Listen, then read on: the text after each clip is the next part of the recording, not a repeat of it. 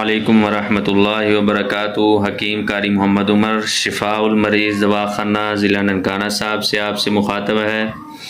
آج میں رمضان المبارک میں افطاری کے لیے ایک خاص تحفہ آپ حضرات کی خدمت میں لے کر حاضر ہوا ہوں۔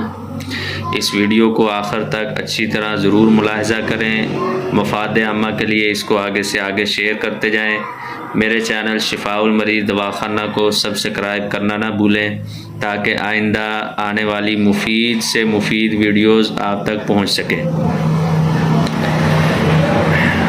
بہت سارے دوست احباب مشورہ کرتے ہیں کہ افطاری میں کون سی غذائیں اور کون سے مشروبات کا استعمال کیا جائے، میٹھا پانی کیسے بنایا جائے تاکہ دن بھر کی پانی کی کمی بھی پوری ہو جائے اور پیاس کی شدت بھی ختم ہو جائے۔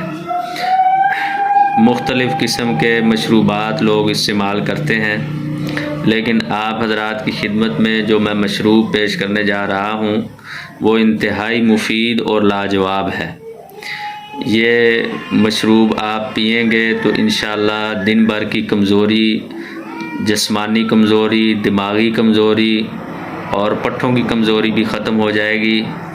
پیاس بھی جو شدت کے ساتھ لگتی ہے، بہت سارا پانی پینے کے بعد بھی پیاس نہیں بجھتی، وہ پیاس کی شدت بھی ختم ہو جائے گی۔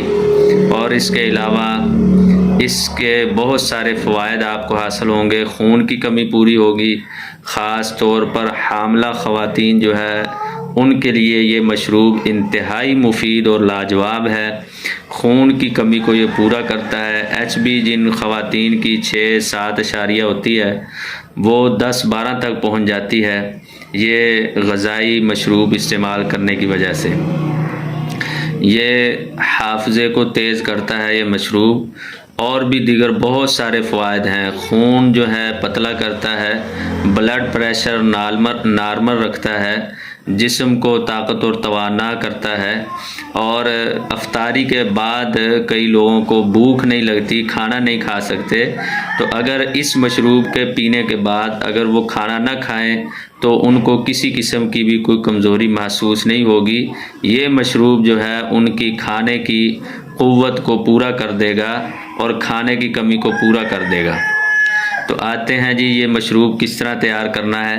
آپ نے اس طرح کرنا ہے کہ صبح تقریباً 7-8 بجے 7 سے 10 عدد بادام اور 5 عدد کھجوریں اور 1 چمچ سوگی دیسی میوہ جسے کہتے ہیں، یہ تینوں چیزیں آپ نے پانی میں بھگو کر رکھ دینی ہے اور ان کو شام تک بھیگا رہنے دینا ہے۔ شام کو افطاری کے وقت اس کو پانی میں ہی گرائنڈ کر لینا ہے۔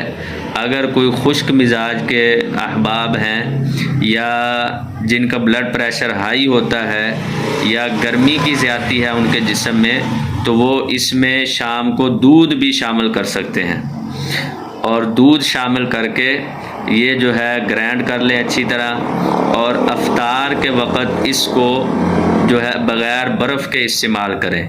انشاءاللہ العزیز آپ سارا رمضان آسانی سے گزاریں گے، کسی قسم کی کمزوری اور نقاہت آپ کو محسوس نہیں ہوگی، اور انشاءاللہ ہمیشہ یہ آپ اپنے جو ہے عمل میں لے آئیں گے ہمیشہ کے لیے۔